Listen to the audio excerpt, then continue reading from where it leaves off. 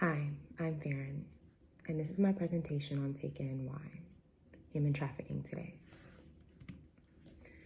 An article from AAUW states that in the past decade, human trafficking has emerged as one of the fastest growing criminal activities in the world. The modern day form of slavery claims an estimated 24.9 million victims of all ages around the world, and is a serious violation of human rights. Did you know that California, Texas, and Florida, and New York are the top 4 states with the highest number of human trafficking cases in the United States? But why? And what can we do? We can first get educated on the matter at hand. There are so many resources that we can turn to for information and ways that we can learn about what's going on. Secondly, be prepared. We always think that a situation can never happen to us. An article posted by the states helped us to see that a common misconception about human trafficking is it doesn't happen in the United States. That's false. As the United States is ranked as one of the worst countries globally for human trafficking, it's estimated that 199,000 incidents occur in the United States every year. Lastly, help others and give back. We can educate others on the human trafficking crisis and what's happening here, and prepare them as well. Individuals are taken for many different reasons, and an article entitled "Has Human Trafficking Increased or Decreased in the US" by Kim states that the agency's 2020 report demonstrated that in 2006, 70% of victims were trafficked for sexual exploitation and 18% were trafficked for forced labor. Over the years, however, the numbers have shifted. If you go on to read the article and other articles published by Freedom United entitled "About Human Trafficking." The states with the higher human trafficking rates. As you can see, we have here California from 2020, we have 1,334 cases.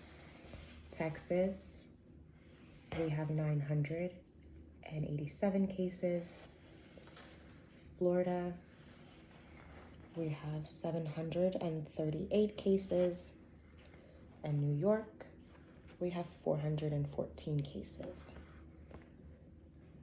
And these are higher cases from 2020. Now, during this time for the year, there was about a little over 8,000 cases that were reported. So again, why are these people taken? Not just for sex trafficking purposes, but free labor.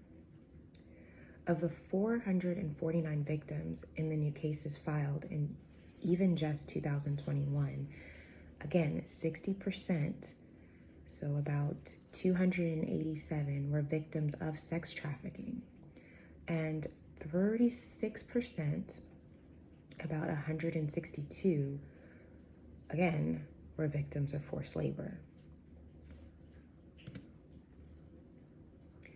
So, what can you do to help? Again, we talked about educating ourselves. Great source, again, is Freedom United. They have several different articles that are posted that you can log on, look up, and they will give you several different resources. Also, documentaries. You have The Traffickers by Warner. You have I Am Jane Doe, which is actually a movie, but a great resource. And Trafficked by Wesson. Plan for yourself. We have Human Trafficking Hotline, which is available 24/7.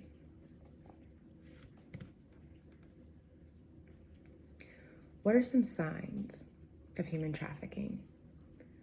The U.S. Department of State has put together a list of some key red flags that could signal someone in a potential trafficking situation that should be reported.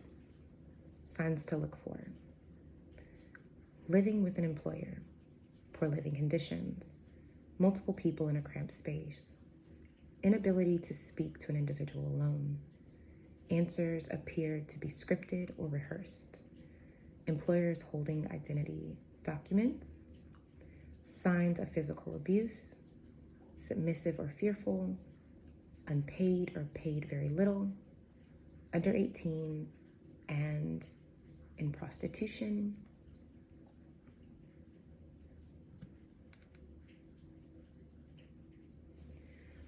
In conclusion, human trafficking is definitely a topic that makes us sit back and think about our lives.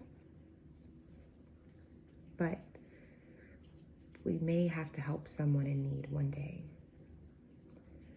Even if it's just offering resources such as Victim Connect Resources Centers, which provide food, clothing, and shelter. There's also workshops that are available, seminars, self-defense classes, also some events that are free to the public, and some that can be purchased online as well. We want to make sure that we stay informed and be prepared at all times so that we can help individuals and stay informed about what's going on in our community. By keeping ourselves educated and prepared, we want to make sure that we're helping others. Thank you.